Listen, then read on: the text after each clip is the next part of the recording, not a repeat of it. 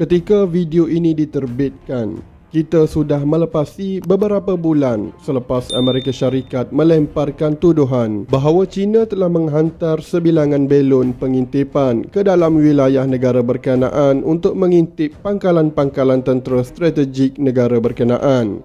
Pada 4 Februari 2023, Tentera Udara Amerika Syarikat telah mengambil tindakan untuk menembak jatuh belon pengintipan tersebut di kawasan perairan Caroline Selatan. 3 lagi pesawat terbang yang tidak dikenali dikesan dan ditembak jatuh dalam tempoh 3 hari berturut-turut, tidak sampai seminggu selepas belon pertama ditembak jatuh.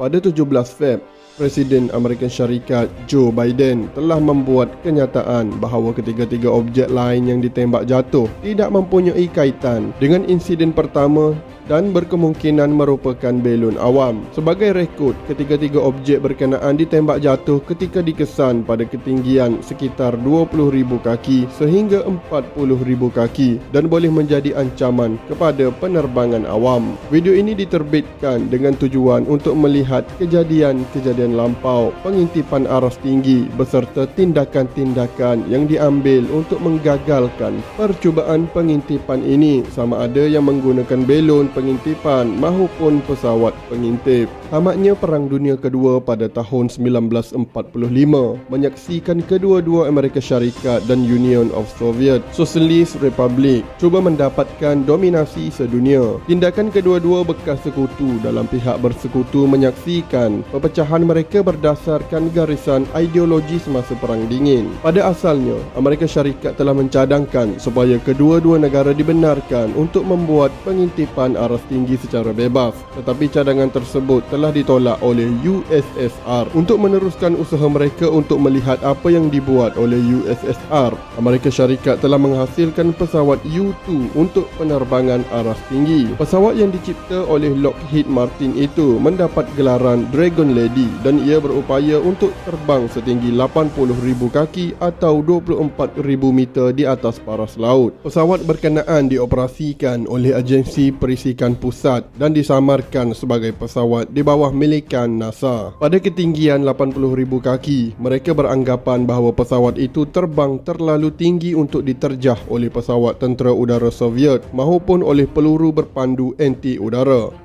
Tanggapan berkenaan merupakan satu kesilapan besar. Pada 1 Mei 1960, juruterbang CIA bernama Francis Gary Powers berlepas dari Peshawar, Pakistan menggunakan sebuah pesawat U-2 dan memasuki ruang udara Soviet Rusia tanpa kebenaran.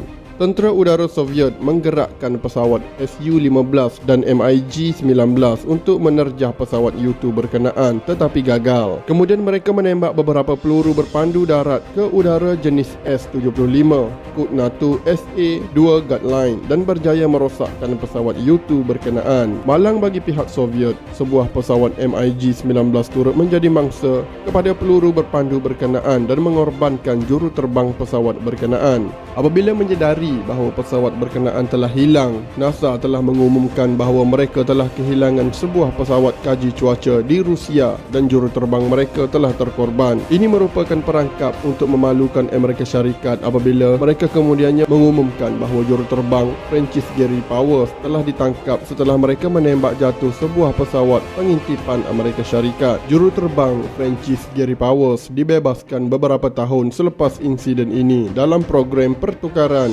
pengintip yang berjaya ditangkap. Ketika krisis peluru berpandu Cuba, tentera Soviet yang dihantar ke Cuba telah berjaya menembak jatuh sebuah pesawat U-2 tentera udara Amerika Syarikat menggunakan peluru berpandu darat ke udara S-75.